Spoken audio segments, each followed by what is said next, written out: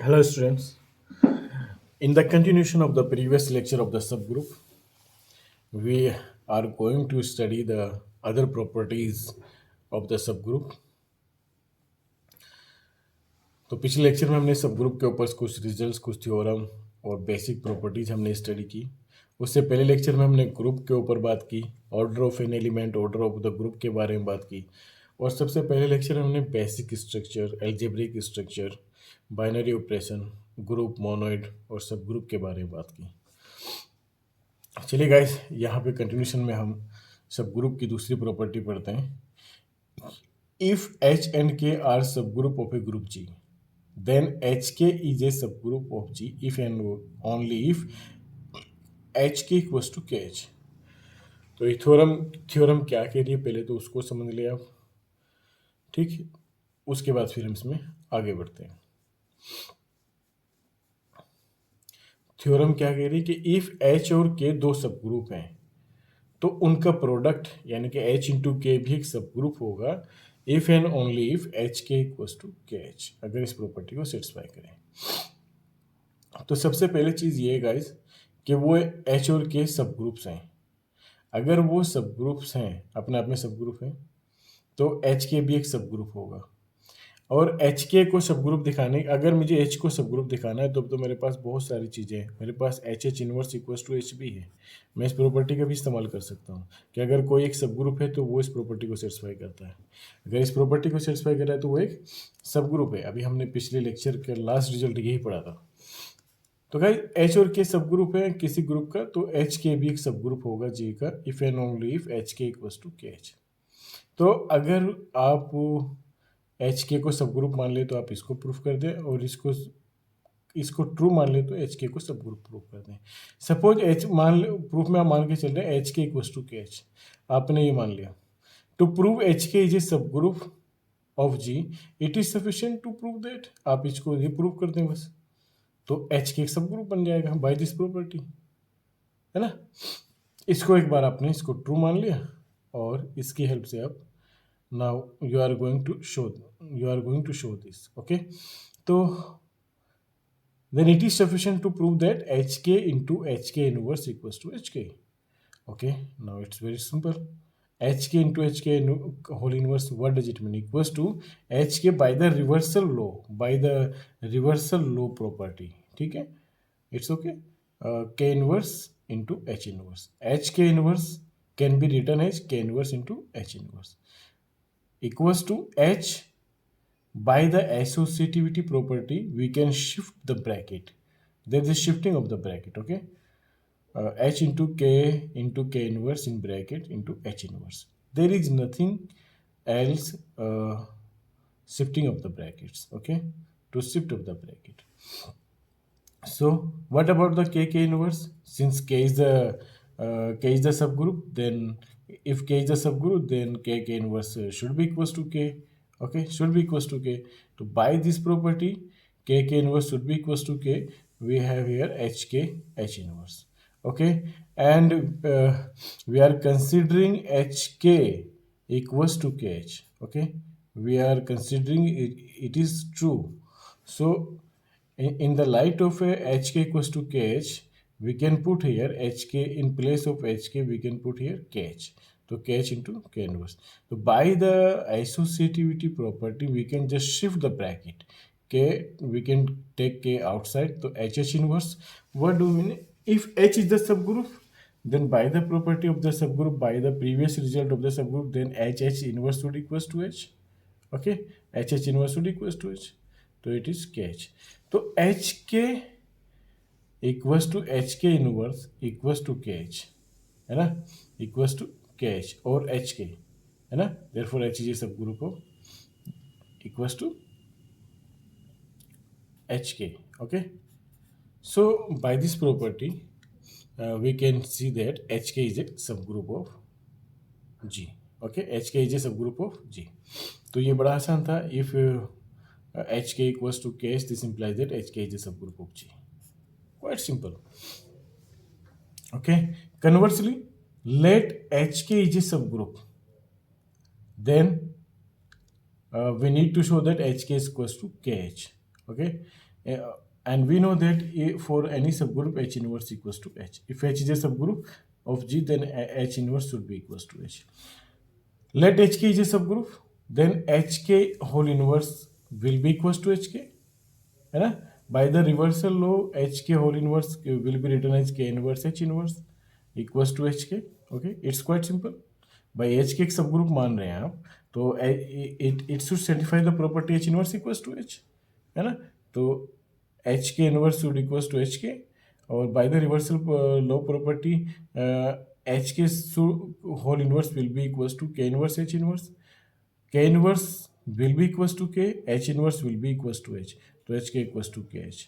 तो ये अगर सब ग्रुप है, HK अगर सब ग्रुप है तो इस प्रॉपर्टी को सेटिस्फाई करेगा, और इस प्रॉपर्टी को सेटिस्फाई करा तो HK एक सब ग्रुप हुआ. तो आपने दोनों तरीके से इस रिजल्ट को प्रूव कर दिया, है ना. अब सम रिजल्ट है, बस छोटे छोटे से क्या है कि आपको सारे रिजल्ट कनेक्टिवली एक दूसरे के साथ में पढ़ते जाना है ना. नेक्स्ट रिजल्ट है, if H1 and H2 are two subgroup of a group G. ठीक है, if H1 and H2 are two subgroup of a group G, then H1 intersection H2 is also a subgroup of G. भैया अगर दो subgroup हैं आपके पास H1 and H2, then their intersection is also a subgroup of G, है ना. बहुत आसान है, बहुत ही आसान है. सबग्रुप प्रूफ करने के लिए किसी भी नॉन एम्प्टी सेट को आपको क्या प्रूफ करना है कि for all a b belongs to H, a b inverse should belongs to H, है ना. क्या प्रूफ करते हैं सब ग्रुप प्रूफ करने के लिए कि for all a comma b belongs to H, non empty set H को सब ग्रुप प्रूफ करना है, तो it should implies a into b inverse should belongs to H, है ना. तो H1 H2 तो सब ग्रुप है ना. देन H1 इंटरसेक्शन H2 को आपको सब ग्रुप प्रूफ करना है. यानी कि आपको प्रूफ क्या करना है कि H1 अगर ए बी आपके एलिमेंट H1 और इंटरसेक्शन H2 में है, तो a b inverse should belongs to H1 intersection H2. तो suppose H1 and H2 are two subgroup of a group G. Then H1 intersection H2 is और non-empty. Why? Because भैया ये दोनों के दोनों G के सब ग्रुप हैं. तो G के सब ग्रुप हैं, तो H1 के पास आइडेंटिटी होगी G की, H2 के पास भी आइडेंटिटी होगी G की. Identity of the subgroup and the groups are same. तो दोनों के इंटरसेक्शन में आइडेंटिटी तो कॉमन आएगा. इसका मतलब ये तो क्लियर होगा कि H1 intersection H2 is non empty. अब नॉन एम्प्टी है since at least the identity element E is in common to both H1 and H2. इस वजह से आप क्या कर सकते हैं कि इसको नॉन एम्प्टी कह सकते हैं. अब नॉन एम्प्टी है तो आप इसमें दो एलिमेंट लेके चलेंगे. In order to prove that H1 intersection H2 is a subgroup of G, it is sufficient to prove A belongs to this, B belongs to this, A B inverse belongs to this. बस इतना सा sufficient होता है prove करने के लिए, है ना. कि तो आप लेके चले. Now A belongs to this, इसका मतलब क्या है कि A H1 में भी है और A H2 में भी है by the property of the intersection of two sets, है ना. तो A आप इस H1 में लेके चले और A H2 में भी लेके चले, H2 में भी होगा. B अगर आप H1 इंटरसेक्शन H2 में लेके चले तो B H1 में भी होगा और B H2 में भी होगा. बट H1 और H2 आर सब ग्रुप्स. ये दोनों क्या हैं, सब ग्रुप हैं. तो A comma B belongs to H1, this implies that A B inverse belongs to H1. A comma B belongs to H2, this will implies that A B inverse will belongs to H2. तो finally इसका मतलब क्या हुआ कि भैया A और B H1 में है. यहाँ से गौर से देखो, आपने A H1 इंटरसेक्शन H2 में लेके चले तो A H1 में भी चला गया, H2 में भी चला गया. B आप H1 इंटरसेक्शन H2 में लेके चले तो B H1 में भी है और B H2 में भी है. तो अगर आप गौर से देखें तो A और B H1 में भी है और A और B आपके H2 में भी है.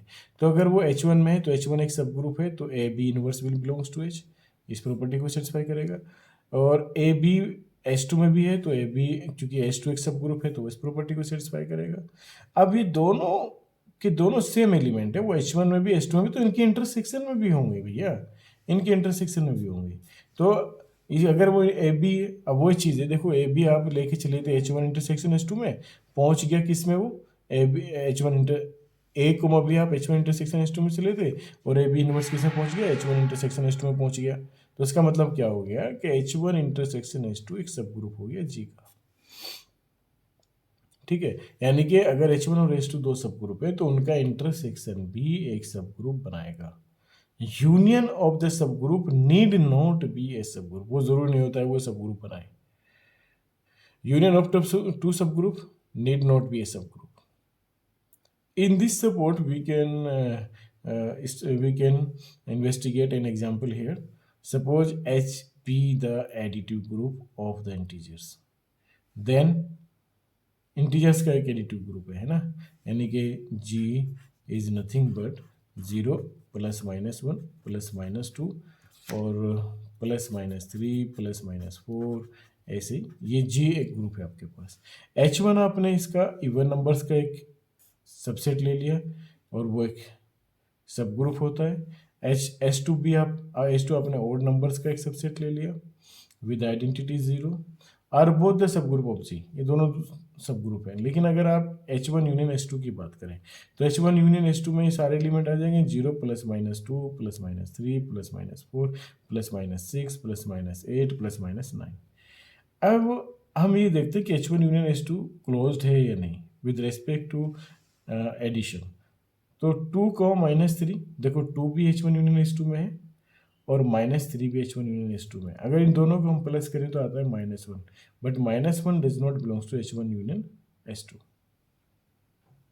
Guys one more thing we can write here, है ना, ये ऑड नंबर का सबसेट नहीं, ये है सबसेट ऑफ मल्टीपल ऑफ 3, है ना, the subset of the integers of multiple of 3, the subset of the integers of multiple of 2। ठीक है, तो 1 -1 इसमें नहीं है, तो यानी कि क्लोज नहीं है, ये क्लोज नहीं तो सब ग्रुप नहीं बनाएगा। तो H1 union H2 not close under addition, is not closed, है ना। तो भैया इंटरसेक्शन तो दो सब ग्रुप का सब ग्रुप बनाएगा, but union of the two subgroup need not be a सब ग्रुप। अब आपको प्रूफ क्या करना है, ये एक नेक्स्ट रिजल्ट है, ये छोटी छोटी सी प्रॉपर्टीज हैं, है ना, जिसमें आपको सब ग्रुप प्रूफ करना है। Late H B a subgroup of a group G and K is defined by, K एक सेट है जिसमें G के वो एलिमेंट होंगे जो सब ग्रुप H के एलिमेंट के साथ में कम्यूट करेंगे, XH equals to H inverse. H क्या है, G का सब ग्रुप है, और K में कौन से एलिमेंट है सेट K में, G के ग्रुप के वो एलिमेंट है जो H के एलिमेंट के साथ में, यानी कि H के साथ में कम्यूट करेंगे, XH इक्वल्स टू HX। तो prove that K is a subgroup of G। अब K को अगर सब ग्रुप प्रूफ करना है तो भैया अब देखो, अब आपके पास सब ग्रुप प्रूफ करने के लिए बहुत आसान रिजल्ट आ चुके हैं कि कोई भी दो एलिमेंट आप जिसको आपको सब ग्रुप प्रूफ करना है कि उसके अंदर x1 और x2 ले लो आप दो एलिमेंट, और ये प्रूफ करा दो कि x1 और x2 inverse will belongs to K, है ना। जैसे कि ए बी के टर्म्स में अगर मैं कहूँ कि A, B belongs to K, this will implies that A B inverse will belongs to K। अगर ये प्रूफ हो गया तो यानी कि K एक सब ग्रुप बन गया। तो वही गिवन सेट आपके पास ये है, आपको प्रूफ करना है ये सब ग्रुप है, तो आपको ये चीज़ शो कर देनी है। We need to prove that for all x1 belongs to x1, x2 belongs to K, this implies that x1 into x2 inverse belongs to K। तो let x1, x2 belongs to K arbitrary, then x1 will commute with H, x1 can be written as x1h equals to hx1 and x2h equals to hx2, क्योंकि x1 और x2 K में है तो K जो element K में होंगे वो इस फॉर्मेट के होंगे, है ना। Firstly we show that x2 belongs to K, हमें ये दिखाना है कि x2 का इन्वर्स जो ना K में है, ठीक, दिखा देते हैं। हमें ये पता है कि ये है, दोनों साइड में आपने राइट साइड में भी और लेफ्ट साइड में भी x2 का इन्वर्स ऑपरेट कर दिया, बोथ दी साइड, इधर भी और इधर भी, operating the x2 inverse in the left, x2 inverse in the right of the above equation, है ना, बोथ दी साइड। तो बाय द एसोसिएटिविटी प्रॉपर्टी क्या हो जाएगा, बाय द एसोसिएटिविटी प्रॉपर्टी ये हो जाएगा कि आप इसको क्या कर लें, इसको ऐसे लिख सकते हैं कि x2 inverse x2, x2 inverse x2 और h x2 इनवर्स, है ना, इसको आप ये कर सकते हैं h x2 इनवर्स, और इक्वल्स में आप क्या कर सकते हैं x2 इनवर्स h, और x2 और x2 इनवर्स को एक साथ ले सकते हैं, x2 और x2 इनवर्स। तो ये तो हो गया आइडेंटिटी, ये भी हो गया आइडेंटिटी। तो यहाँ पे h x2 इनवर्स और एक्स टू इनवर्स एच ये बन जाता है, और ये बन जाता है, इसका मतलब ये इस फॉर्मेट का आ जाता है, ये इस फॉर्मेट का आ जाता है, यानी कि एक्स टू इनवर्स जो है वो के में चला गया, एक्स टू इनवर्स किस में चला गया, के में चला गया। तो भैया एक्स वन भी के में है, एक्स टू इनवर्स, अब आपको शो करना है कि ये जो चीज़ है, अब आपको शो करना है कि एक्स वन और एक्स टू इनवर्स वो इसमें होगा, के में होगा, तो यानी कि वो इस फॉर्मेट का होगा, किस फॉर्मेट का होगा, एक्स वन एक्स टू का इनवर्स। अगर आपको एक्स वन एक्स टू के इनवर्स को के में बिलोंग कराना है तो एक्स वन एक्स टू का inverse H, H X one X two का इनवर्स, इस फॉर्मेट में लाना पड़ेगा इस एलिमेंट को। तो ठीक है, एक्स वन एक्स टू का इनवर्स इंटू एच को आप क्या कर सकते हैं, X one H two inverse x, और एच टू इनवर्स एच को आप क्या लिख सकते हैं, H X two inverse. by the associativity we can shift the bracket, है ना, by the associativity we can shift the bracket by the associativity property we can just shift the bracket here। तो bracket shift करने के बाद हमें क्या लगा कि क्योंकि x1 जो है वो k का एलिमेंट है, तो हमें ये भी पता है कि x1h इक्वल्स टू hx1, तो x1h की जगह हम hx1 भी कर सकते हैं यहाँ पे hx1। तो बाय द प्रॉपर्टी, तो फिर उसके बाद एसोसिएटिविटी से आप क्या कर देंगे कि ये ब्रैकेट को शिफ्ट कर देंगे, तो hx1 x2। तो आप गौर से देखें कि एलिमेंट क्या बन गया आपका, x1 x2 inverse h x1 x2 inverse. तो ये तो इसी फॉर्मेट का आ गया, तो ये तो k के अंदर चला गया, तो k के अंदर चला गया तो k तो सब ग्रुप बन गया। This implies that for all x1 x2 belongs to k, x1 और x2 का इनवर्स k में बिलोंग करेगा, इसका मतलब k तो सब ग्रुप हो गया। तो गाइस छोटी छोटी सी प्रॉपर्टी, वो छोटे छोटे से रिजल्ट है, बहुत इंटरेस्टिंग रिजल्ट है, मजेदार। नेक्स्ट रिजल्ट की अगर हम बात करें तो ये अपने आप में एक बहुत इंफॉर्मेटिव रिजल्ट है।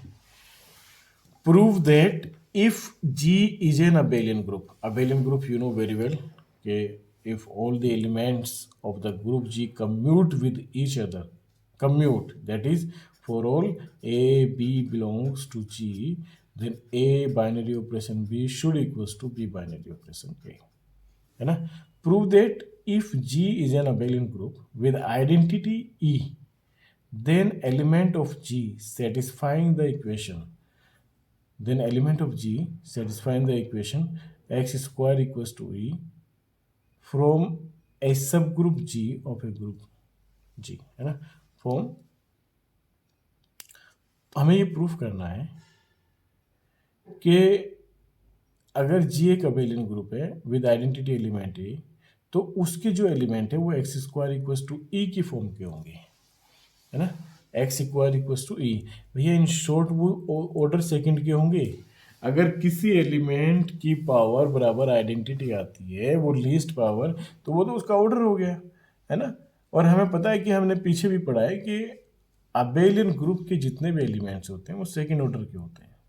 तो अगर सेकेंड ऑर्डर के एलिमेंट्स का एक ग्रुप बना दिया आपने, तो वो अबेलियन ग्रुप बनेगा। तो वही प्रूव करना है। लेट एच के अंदर वो एलिमेंट है जी के जो X square equals to identity देगा, है ना। X square equals to identity, this implies that वो उसकी फॉर्मेट किस फॉर्मेट के होंगे, X equals to X inverse के फॉर्मेट के होंगे। भाई X square equals to identity का मतलब क्या है, X equals to X inverse, है ना। If X belongs to H, then X inverse belong करेगा एच में, क्योंकि एक्स बराबर है एक्स इनवर्स के, है ना। और ई स्क्वायर बराबर है आइडेंटिटी, तो इसका मतलब ई किस में है, एच में है ना, आइडेंटिटी है एच में।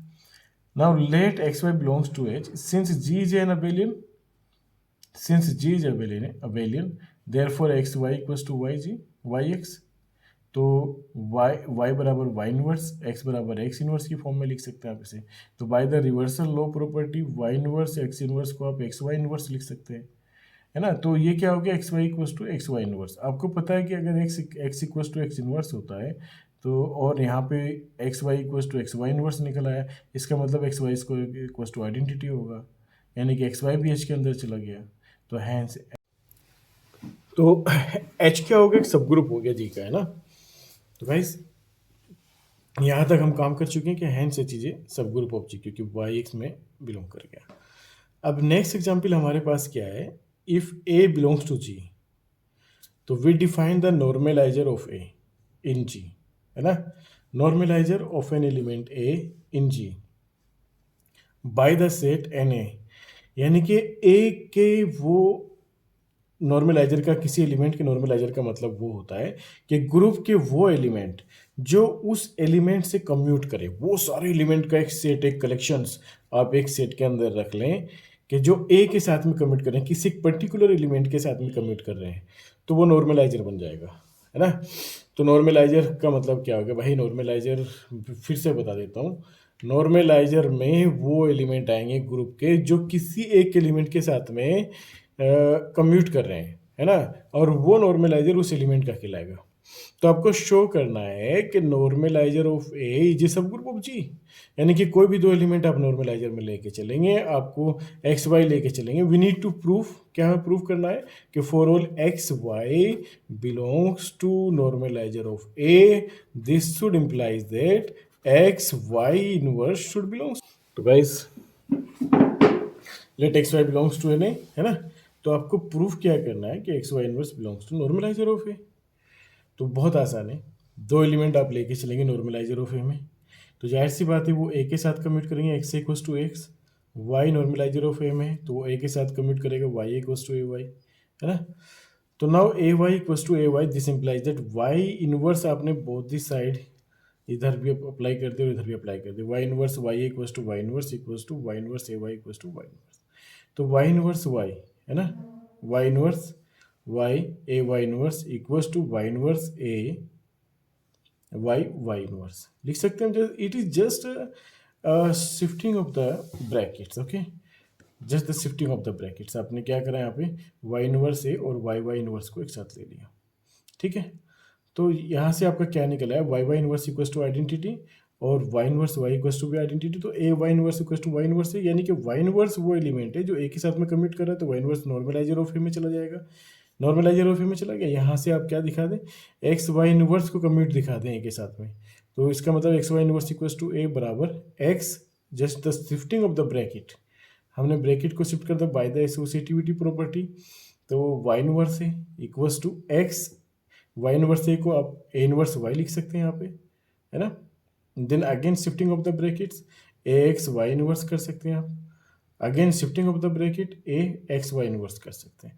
तो इसका मतलब क्या हो गया कि फॉर ऑल एक्स और y belongs to N A, this implies that x Y inverse will belongs to normalizer of A, है ना, for all x comma y belongs to normalizer of A, this implies that x y inverse belongs to normalizer of A। इसका मतलब क्या हो गया, normaliser of ए एक सब group हो गया जी का। तो गाइस ये छोटा सा रिजल्ट था, है ना। तो ऐसे जैसे हमने सेंट्रलाइजर नॉर्मलाइजर प्रूफ किया, इससे पहले हमने सेंट्रलाइजर प्रूफ किया, है ना। तो ये छोटे छोटे से रिजल्ट हैं, एक छोटा सा रिजल्ट और हमारे पास है, वो क्या है, इफ एच इज ए सब group of G and small h belongs to H, then H equals to H equals to HH, है ना, ये आपको प्रूफ करना है। Let a small h belongs to capital H and capital H is the subgroup of G, then we have to show that HH equals to H, आपको H H equals to H proof करना है। तो H H equals to H proof करने के लिए पहले इसको इसका सबसेट प्रूफ करते हैं, फिर इसको इसका सबसेट प्रूफ करते हैं। ये काम हम रूटीन में करते आ रहे हैं, पिछली क्लास में हमने किया है ना। तो बहुत आसान है, एच एच टाइप का एलिमेंट आप लेके चले, H dash H, for H dash belongs to H and, है ना, अगर एच डेक्स कोई एच का एलिमेंट है तो एच डेक्स एच एच का एलिमेंट होगा, जाहिर सी बात है, एच एस डेक्स एच का एलिमेंट होगा। तो since H is a subgroup, then H dash belongs to H, H belongs to H, H S dash belongs to H.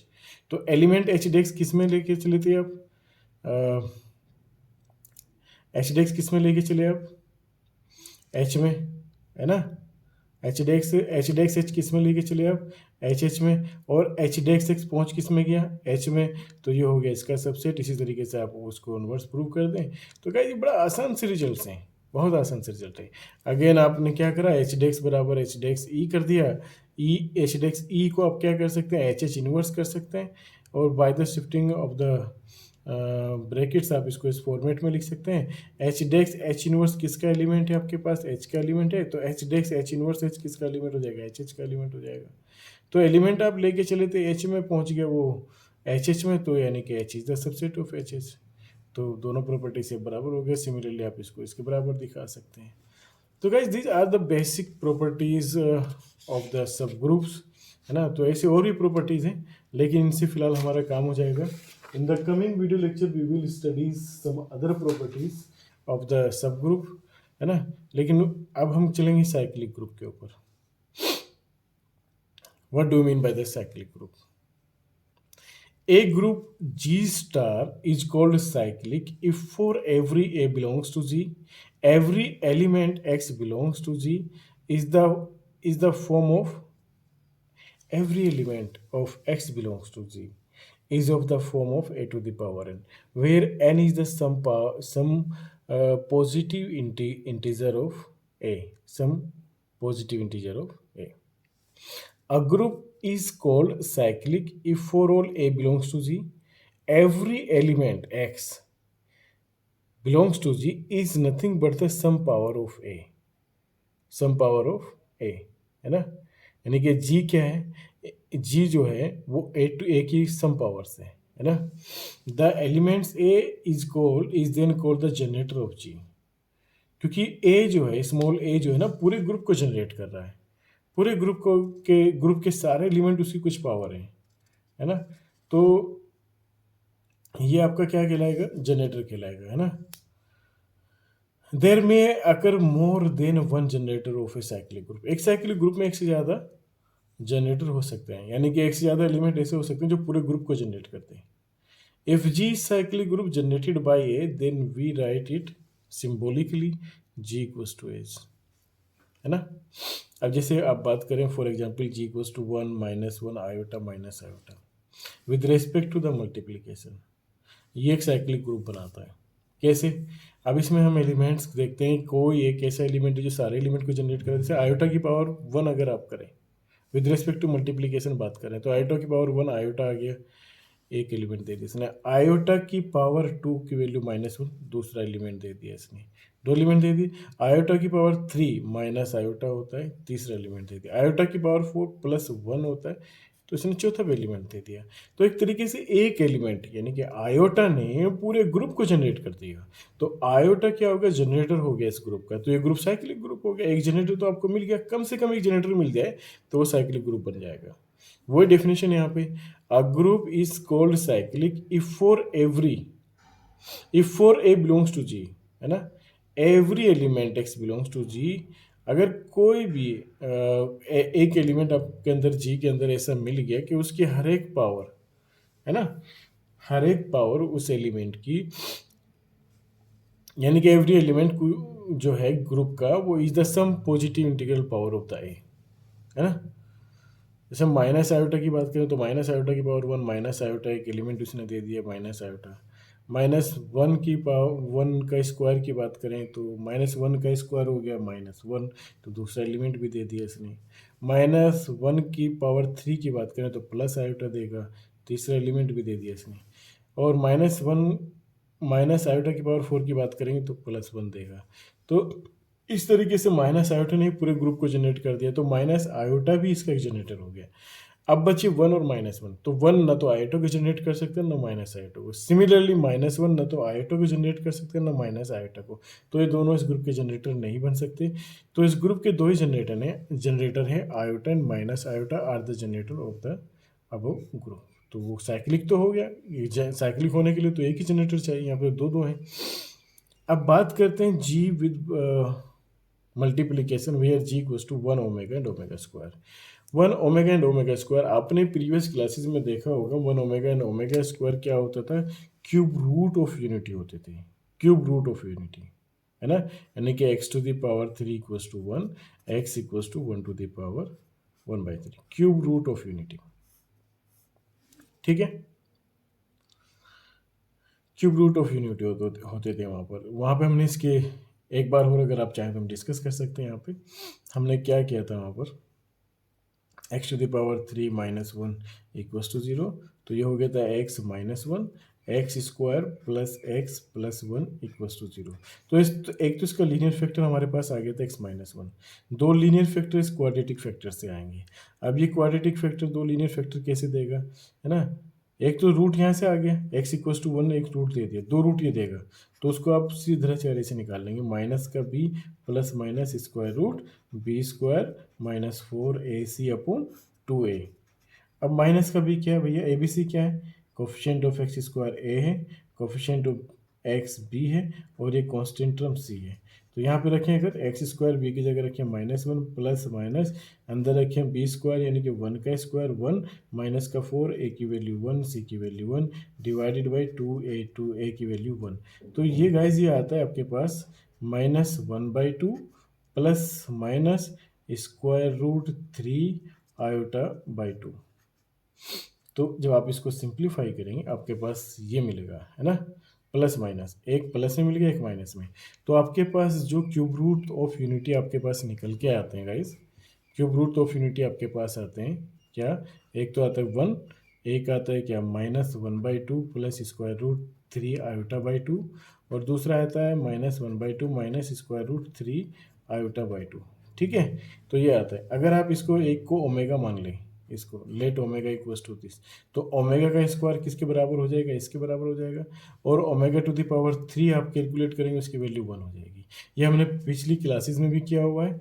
Omega की वैल्यू ये है तो ओमेगा स्क्वायर की value ये आती है, और फिर ओमेगा पावर थ्री की वैल्यू वन आती है। ये हमने प्रीवियस क्लासेस में भी किया हुआ है।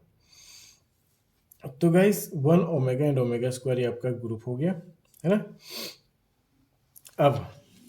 अब आपको क्या करना है, इसे साइक्लिक ग्रुप प्रूफ करना है। तो हम देखते हैं क्या, वन की पावर वन करा आपने वन मिला, वन की पावर टू करना भी वन ही मिलेगा, तो वन तो इसका जनरेटर नहीं हो सकता, वन तो पूरे ग्रुप को जनरेट नहीं कर सकता। लेकिन ओमेगा की पावर की रेस्पेक्ट में चलते हैं, ओमेगा की पावर वन ओमेगा, ओमेगा आ गया, ओमेगा की पावर टू, अगर इसकी पावर टू करें तो ओमेगा स्क्वायर देगा, यानी कि दूसरा एलिमेंट भी आ गया। Omega to the power three यानी कि वन देगा, तो यानी कि तीसरा एलिमेंट भी आ गया। तो ओमेगा ने, ओमेगा की सम पॉजिटिव इंटीजर पावर्स ने पूरे ग्रुप को जनरेट कर दिया, है ना। तो ओमेगा क्या हो गया, जनरेटर हो गया। इसका मतलब क्या हो गया, omega is a generator, is a generator of the above group. तो दूसरा एलिमेंट भी हम चेक कर सकते हैं, what about the omega square.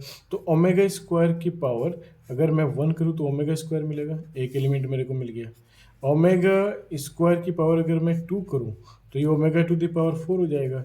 Omega to the power four को मैं लिख सकता हूँ ओमेगा की power three into omega, omega की पावर थ्री की वैल्यू वन होती है, यानी कि ओमेगा, ओमेगा स्क्वायर के स्क्वायर ने मुझे दे दिया कितना, ओमेगा, दूसरा एलिमेंट जनरेट कर दिया। अब omega square to the power अगर मैं सिक्स करूँ तो मैं इसको लिख सकता हूँ, की पावर अगर मैं थ्री करूँ तो मैं इसको लिख सकता हूँ omega to the power three का square. Omega to the power three की वैल्यू वन होती है, वन का स्क्वायर इक्वल्स टू वन, तो ओमेगा स्क्वायर की पावर थ्री ने वन दे दिया, यानी कि ओमेगा स्क्वायर भी इसका एक जनरेटर हो गया।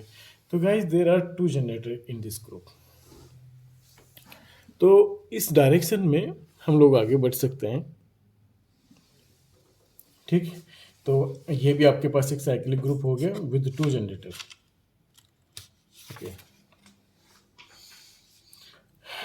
इसके बाद हम एक दूसरा एग्जाम्पल ये कंसिडर कर सकते हैं। हमारे पास ये ग्रुप है 0 1 2 3 4 5। भाई साहब ये पता है ना क्या लिखा हुआ है, ये Z6 लिखा हुआ है।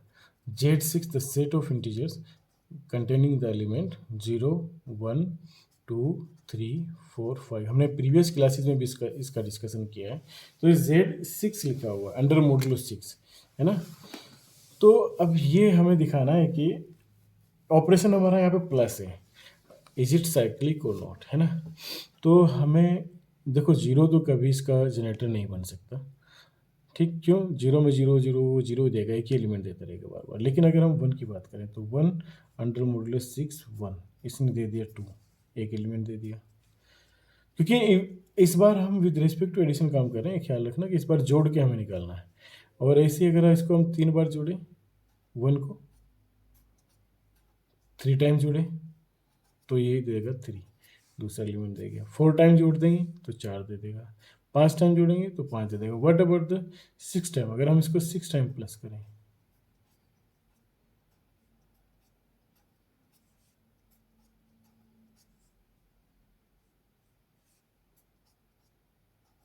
तो ये क्या देगा, ये 0 देगा, क्योंकि 6 टाइम जोड़ने पर 6 आएगा और अंडर मॉडुलो 6 क्या रिमाइंडर बचता है, 0 बचता है ना।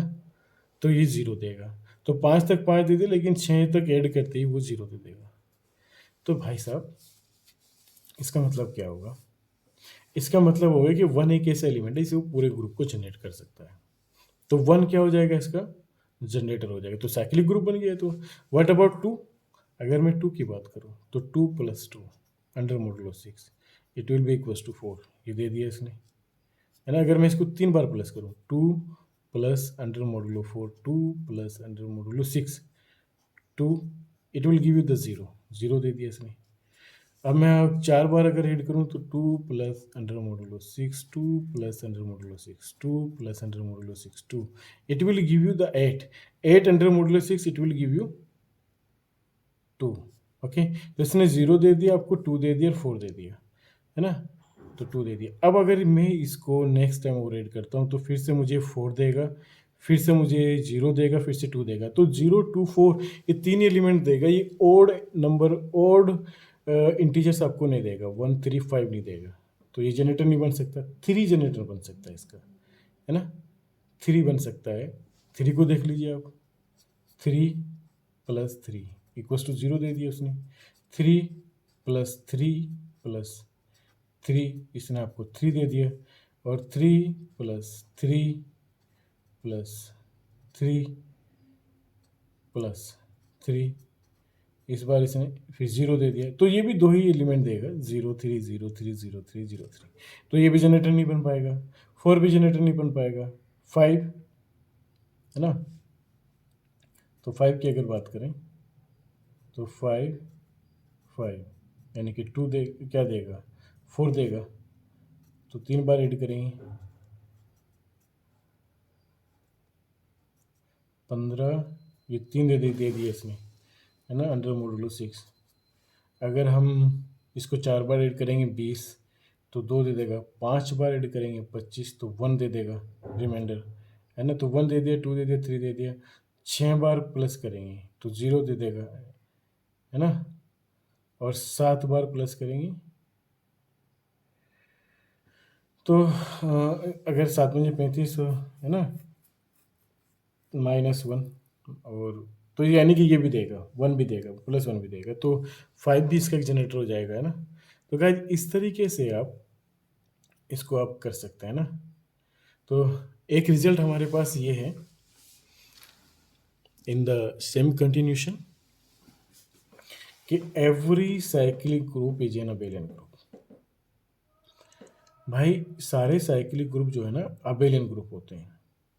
तो ठीक है, लेट, आप एक साइक्लिक ग्रुप लेके चलेंगे, let G star be a cyclic group. बहुत आसान है, बी ए साइक्लिक ग्रुप। ठीक, देन कोई भी 2 एलिमेंट लें आप इसमें, x, y belongs to g, है ना। This will implies that g क्या हो, x क्या होगा, it will be the some power of a, है ना, a to the power r, and y will be the some power of a to the power s। होगा नहीं होगा, y will be the equals to a to the power some power of s। तो अगर मैं x और y की बात करूँ, x into Y, this implies that x into y can be written as a to the power r into a to the power s, है ना। It can be return a to the power r plus s। तो मैं क्या कर दूँ यहाँ पर, थोड़ा सा इसका जो पावर से a to the power s plus r कर दूँ, इसको शिफ्ट कर देता हूँ। तो ये हो जाएगा a to the power s into a to the power r। तो a to the power s का मतलब क्या हो गया, a to the power s का मतलब हो गया y, a to the power r का मतलब हो गया x। तो मेरा x into Y equals to Y into X हो गया, है ना। तो ये तो कम्यूट करके दोनों एलिमेंट, यानी कि मैं कोई भी 2 आर्बिट्री एलिमेंट साइक्लिक ग्रुप से पिकअप करूंगा, दे विल कम्यूट। इसका मतलब क्या हो गया कि ये अबेलियन ग्रुप फॉर्म करता है। Every cyclic group is an abelian group. बहुत आसान सा काम है ना। अब ये कह रहा है कि if A is a generator of a cyclic group, then A inverse is also a generator of a cyclic group. So in the next lecture, guys, we will continue from the same place and the same topic, है ना। यहाँ से हम शुरू करेंगे और cyclic group की कुछ और प्रॉपर्टीज़ पढ़ के फिर हम कोसेट की तरफ मूव करेंगे, नॉर्मल नॉर्मल सब ग्रुप की तरफ मूव करेंगे, ग्रुप होमोमॉर्फिज्म की तरफ मूव करेंगे, then will move to the ring, है ना। तो इस तरीके से हम इस यूनिट को कवर कर पाएंगे। तो स्टूडेंट्स, मेरे ख्याल से ये चीज़ें समझने में कोई दिक्कत नहीं होगी। In case if you feel okay some problems or you face some problems, then you can contact me by commenting in the comment box, like, subscribe, है ना। Okay, see you in the next class. Thank you.